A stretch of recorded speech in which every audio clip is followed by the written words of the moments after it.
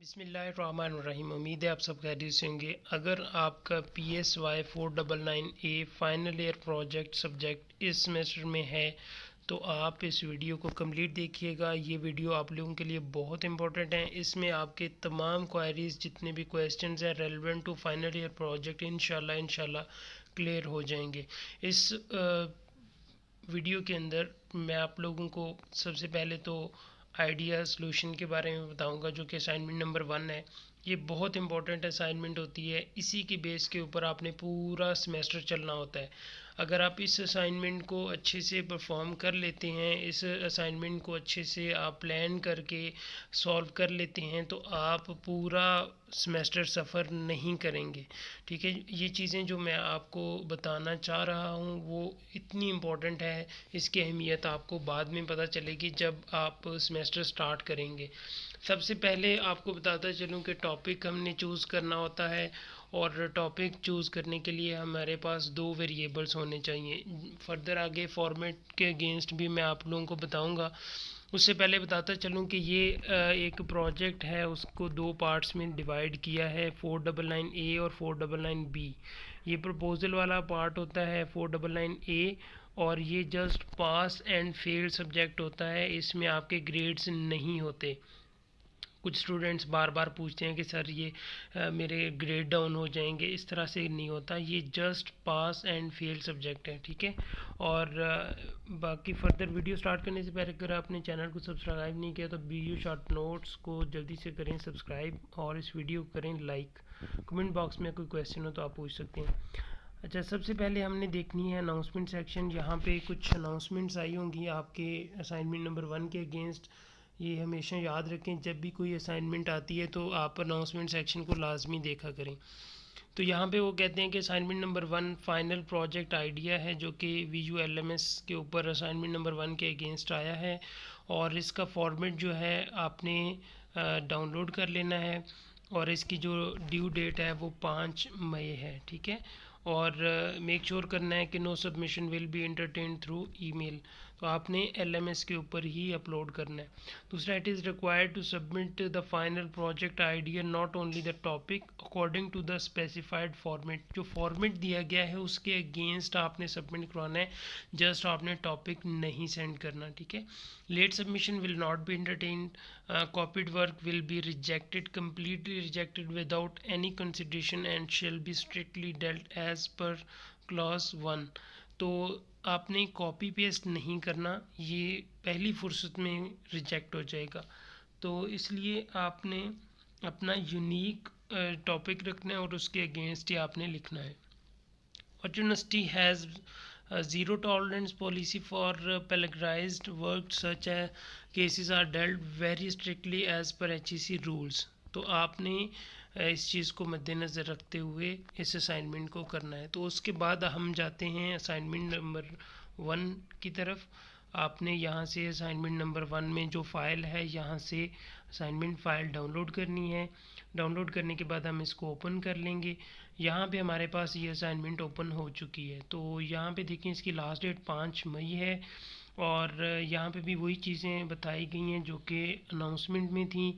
यहाँ पे एक चीज़ आपको एक्स्ट्रा बताई गई है कि इसका जो फॉर्मेट है वो lesson number 1 formats of VULMS के ऊपर है। ठीक है, और इसमें मज़ीद उन्होंने बताया जी, you are required to work on the final project strictly in the light of comments given by the instructors in the after approval proposal। तो आप कि ये जो असाइनमेंट है ना, इसके अंदर तो जस्ट आपने आइडिया देना है ना, फाइनल ईयर प्रोजेक्ट का आइडिया देना है। नेक्स्ट जब आपका ये असाइनमेंट अप्रूव हो जाएगा आइडिया, तो फिर आपने उसका प्रपोज़ल लिखना है। तो जब आपका प्रपोज़ल अप्रूव हो जाएगा तो जो इंस्ट्रक्टर्स ने आपको कमेंट्स दिए हुए हैं उनके अकॉर्डिंग आपने फिर फर्दर काम करना है। Submit your final project in MS word form. ये याद रखें कि MS वर्ड फॉर्म में आपने इसको सबमिट करवाना होता है, किसी और फॉर्मेट के अगेंस्ट आप सबमिट नहीं करेंगे। इसके बाद जी आपने कॉपी पेस्ट नहीं करना, करप्ट फाइल नहीं होनी चाहिए, और बाकी 24 आवर्स एक्स्ट्रा होते हैं। Times New Roman Arial font 12 होना चाहिए। MS वर्ड कोई भी होना चाहिए। ब्लैक और ब्लू फ़ॉन्ट आपने यूज़ करने हैं। अब हम फॉर्मेट को डाउनलोड करते हैं और उसको ज़रा देखते हैं। यहाँ से हम बैक जाएंगे और इसमें फिर दोबारा से हम बैक जाएंगे।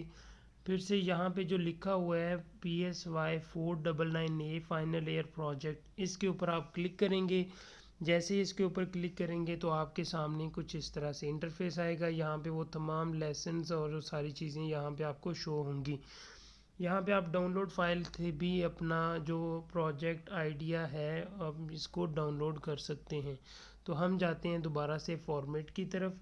ठीक है, लेसन नंबर 6 में फॉर्मेट के ऊपर जब आप जाएंगे तो यहाँ पे सारे फॉर्मेट्स आपके पास सामने होंगे। यहाँ पे देखें फाइनल प्रोजेक्ट आइडिया का फॉर्मेट है, नीचे प्रपोजल का टेम्पलेट है और इसी तरह इन्फॉर्मेंट कंसेंट है जो कि आपने इसको फाइनल जो सबमिशन है उसके अंदर ऐड करना होता है। Click to view the APA manual, ये आपने ऐड करना होता है। APA मैनुअल के मुताबिक आपने प्रोजेक्ट लिखना होता है। तो यहाँ पे हम क्लिक करते हैं फाइनल प्रोजेक्ट आइडिया, यहाँ से ओपन करेंगे, फिर डाउनलोड अगेन करेंगे तो आपके सामने इस तरह से फाइनल प्रोजेक्ट आइडिया की फ़ाइल ओपन हो जाएगी। अच्छा, टॉपिक चूज़ करने से पहले आप लोगों को 3-4 चीज़ें बता देता हूँ। आपने इनको लाजमी अपने माइंड में रखना है, उसके मुताबिक आपने टॉपिक चूज़ करना है। टॉपिक वो चूज़ करना है आपने जिसमें 2 वेरिएबल्स होने चाहिए और वो दोनों वेरिएबल्स इंडिपेंडेंट और डिपेंडेंट होने चाहिए, कि एक दूसरे के ऊपर एक डिपेंडेंट हो और एक इंडिपेंडेंट हो। डिपेंडेंट क्या होता है कि जो वेरिएबल दूसरे वेरिएबल्स के ऊपर डिपेंड करता है, और इंडिपेंडेंट क्या होता है कि वो किसी के ऊपर डिपेंड नहीं करता। जैसे कि परसीव जॉब स्ट्रेस है तो ये इंडिपेंडेंट वेरिएबल है, और साइकोलॉजिकल वेलबीइंग क्या है, डिपेंडेंट वेरिएबल है, कि अगर स्ट्रेस है तो उसमें साइकोलॉजिकल वेलबीइंग लो हो सकती है। ठीक है, तो इस तरह से आपने जो भी टॉपिक चूज़ करना है इसके अकॉर्डिंग चूज़ करना है जिसमें 2 वेरिएबल्स होने चाहिए। अब स्टूडेंट्स को स्केल का मसला आता है, स्केल कैसे फाइंड करें। तो स्केल आपने गूगल में जाना है और गूगल से जाके आपने यही चीज़ टाइप करनी है। ये मैं आपको प्रैक्टिकल करके भी दिखाता हूँ। उससे पहले आपने ये स्टेटमेंट बनानी होती है, जैसा कि perceive job stress and psychological wellbeing amongst college teachers.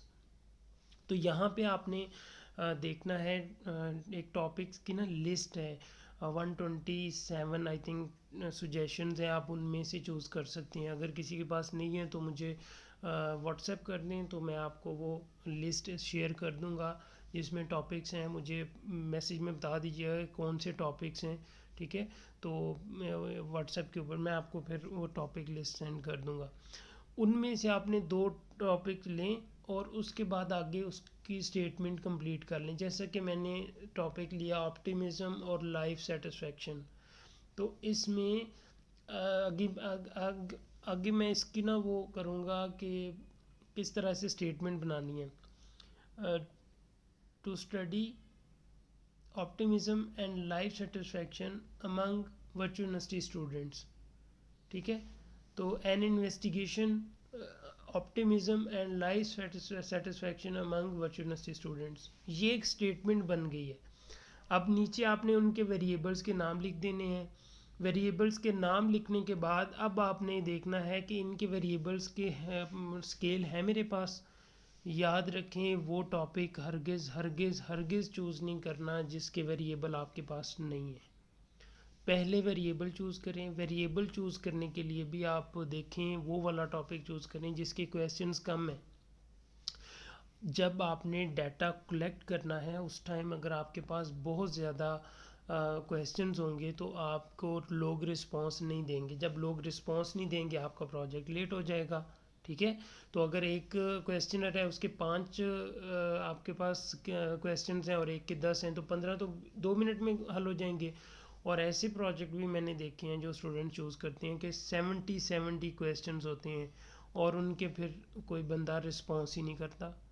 तो आपने एक स्मार्ट वर्क के तौर पे देखना है कि वो वाला स्केल चूज़ करना है, वो वाला टॉपिक चूज़ करना है, वो वाले वेरिएबल्स चूज़ करने हैं कि जिसमें आपको स्केल एक तो इजीली अवेलेबल हो और दूसरा आप वहाँ से डाटा कलेक्शन में आपके लिए हेल्प आउट हो।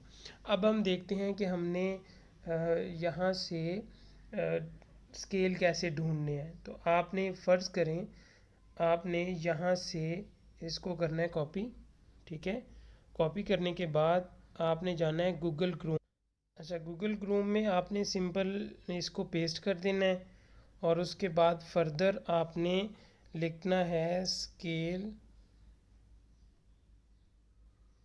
फॉर रिसर्च, ठीक है। इसको हम सर्च कर लेंगे तो आपके सामने यहाँ पे देखें बहुत सारी साइट्स ओपन हो जाएंगी और यहाँ पे अगर आपको ये स्केल नहीं मिलता, जैसा कि मैं इसके ऊपर क्लिक करता हूँ तो मेरे पास इस तरह से ये फ़ाइल ओपन हो जाती है, इसमें मुझे नहीं मिलता। तो आपने एक काम करना है, बैक जाना है और यहाँ पे ऊपर देखें एक बार नज़र आ रही है आपको, ऑल इमेजेस वीडियोस। आपने यहाँ पे इमेजेस के ऊपर क्लिक करना है। जैसे ही इमेजेस के ऊपर क्लिक करेंगे आपके सामने इस तरह से ओपन हो जाएंगे डिफरेंट किस्म के पिक्चर्स, ठीक है। तो यहाँ पे आपने देखना है कि आपने सोशल जो साइकोलॉजिकल वेलबींग है उसका स्केल आपको यहाँ पे मिल रहा है कि नहीं मिल रहा, ठीक है। ये देखें जी, यहाँ पे है जी बिल्डिंग वेलबींग स्केल। अच्छा, ये हमारे लिए नहीं है, हमको और देखेंगे साइकोलॉजिकल वेलबींग का हमने देखना है।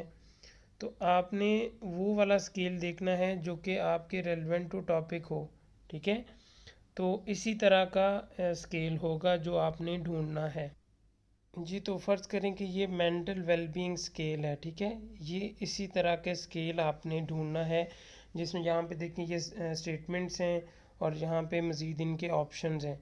तो इसके देखें 10 से 12 15 तक जो है ना इसके क्वेश्चनर है।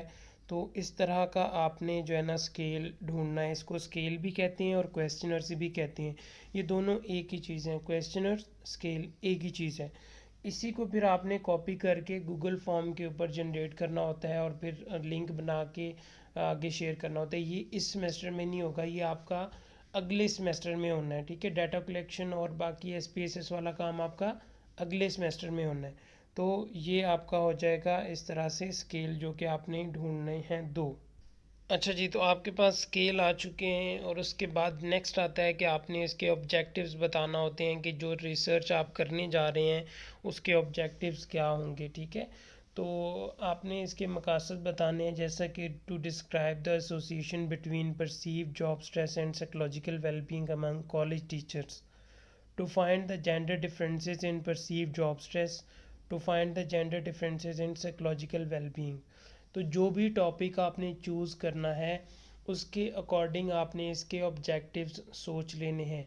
जैसा कि आप कोई टॉपिक इस तरह का चूज़ करते हैं कि जिसके अंदर मेल फीमेल में डिफरेंस चेक किया जा सकता है, तो आपने यहाँ पे ऑब्जेक्टिव में सिंपल यही चीज़ लिख दें, to find gender differences in anxiety, ठीक है। आगे फर्दर आप लिख दें जॉब स्ट्रेस या जो भी आपका आपने टॉपिक चूज़ किया हुआ है।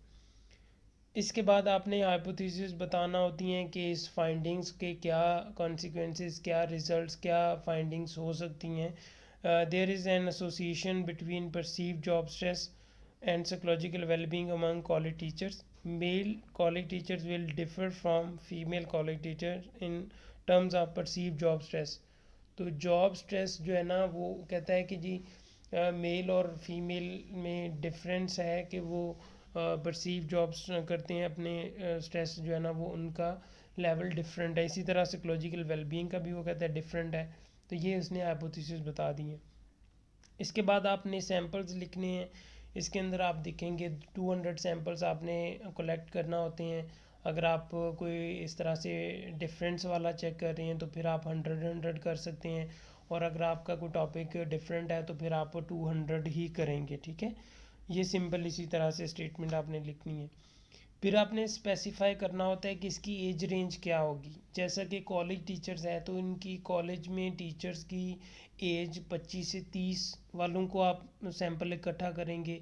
या 30 से 35 के होने चाहिए। मतलब कि ये नहीं हो सकता कि आप इसकी रेंज स्पेसिफाई ना करें और ऐसे ही एक जो टीचर 2 दिन पहले वहाँ पे टीचिंग के लिए इनरोल हो रहा है तो आप उसको भी उसी तरह लेवल में लें, और एक जो 10 साल वाला है उसी को भी उस तरह का लें।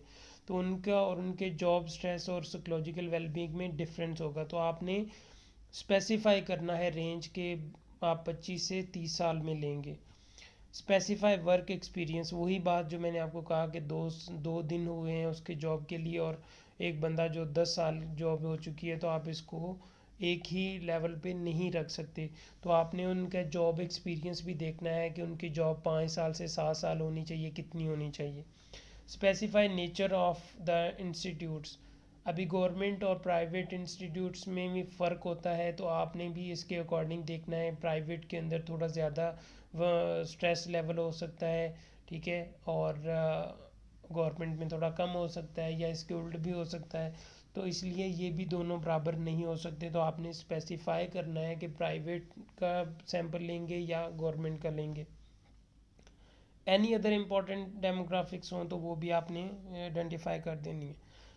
अच्छा, डाटा कलेक्शन टूल्स कौन से हैं? वही स्केल जो मैंने आपको बताए थे, उनकी रेफरेंसेस आपने यहाँ पे देने हैं कि ये किसने डेवलप किया था, कब डेवलप हुआ था। तो आप इसका to measure perceive job stress जो है ना, इसके लिए आप ये वाला स्केल लेंगे। तो इसके अलावा साइकोलॉजिकल वेलबींग के लिए आप ये वाला स्केल लेंगे। तो ये दोनों का आपने डाटा कलेक्शन टूल्स का यहाँ पे एक एक लाइन का लिखना होता है।